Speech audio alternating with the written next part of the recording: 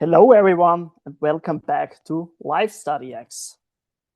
I'm joined by Christina, and today we are tackling the ultimate balancing act burnout prevention for those of us juggling a job and a degree. Hi, Georg. Thank you for having me. And let's be honest, if you're working part-time or full-time while studying, you aren't just a student. You're basically a high-stakes project manager of your own life. It's exhausting. It really is.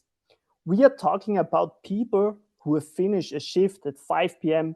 and start a second shift at their desk at 6 p.m. Before we dive into the hacks, let's talk about the mental fog. Do you get that, Christina?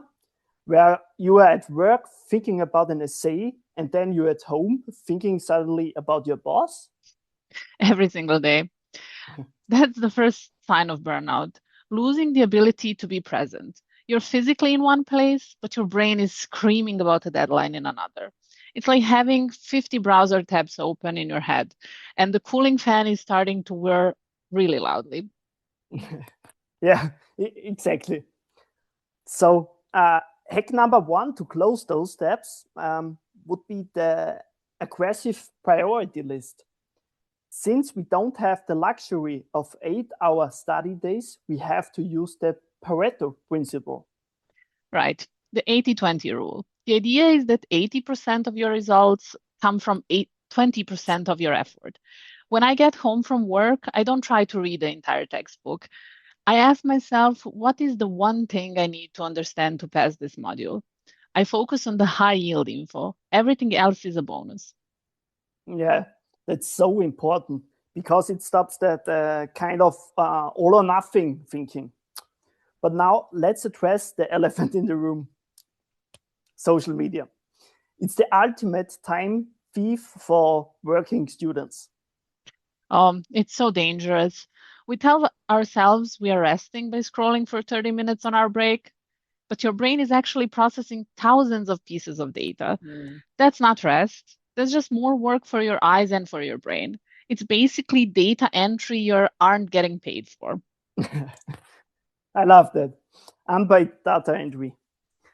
Mm.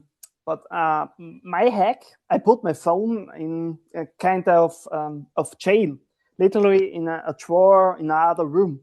The moment I start studying, if I need to see a video of I don't know a cat failing a jump, I make it a reward after I've written my 200 words. Cat videos are the ultimate currency. But let's talk about how we actually stay sane. The physical side. We both really rely on sports to keep from losing our minds, don't we? Definitely. For me, it's for example swimming. I don't know, I cannot really explain, but there's something about being underwater where no one can email you, Slack you, or ask you for a report. It's the only time my brain stops rendering the next task. It's kind of a total sensory reset. Yeah, I'm the same with the gym. If I go straight from work to my desk, I'm grumpy and tired. But if I hit the gym for 45 minutes first or even 30 minutes, it acts as a buffer zone for me. It burns off the stress from the office so I don't carry it into my study time. It's like a physical clear history button for my brain, if you will. Mhm. And also fuel. Um, let's talk about the working student diet. It is so tempting to live on coffee and microwave pizza when you are busy. Yeah, it's a trap. I've noticed that when my diet is 90% caffeine, my anxiety spikes. I've started Mm. meal prepping simple, healthy stuff on Sundays.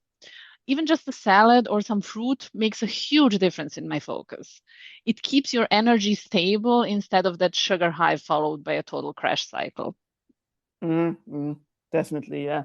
It's all about slowing down where you can, which leads to my favorite hack, the 15-minute fiction rule. Yeah, I've started doing this too because of you. Tell them how it works. It's really simple. No matter how much work you have, I spend the last 15 minutes before bed reading something totally unrelated to my life. A thriller, a fantasy novel, no textbooks allowed. It signals me, how should I describe it, to my to my nervous system that the workday is official over and it's safe to sleep. Yeah, for me, it's like a tiny bit of a rebellion against the schedule. It reminds me that I'm a human being, I'm not just a productivity machine. Exactly. And finally, don't be afraid to use your support network. If work gets crazy and an assignment is due, talk to your lecturers. Most of them are really understandable and understand the struggle of working students. Yeah, absolutely. Asking for a 3-day extension before you hit a wall isn't failing. It's resource management, actually. Just be honest Mm. with your boss and your professors. You're only one person. You can't manage it all. Yeah, let's sum it up, everything. So use the 80-20 rule, put the phone in jail, move your body to reset, eat something that didn't come out of a vending machine, and read for fun. Yeah. And remember, it's okay if you're not 100% every day. Balancing work and study is a marathon. Sometimes done is better than perfect. Well said, Christina, well said. So thanks for listening, everybody, fellow grinders. Take a deep breath and maybe go for a 10-minute walk before you open next time your laptop. Thank you for having me. And to all of our fellow students, you've got this. Take care and see you next time. Bye bye. Bye.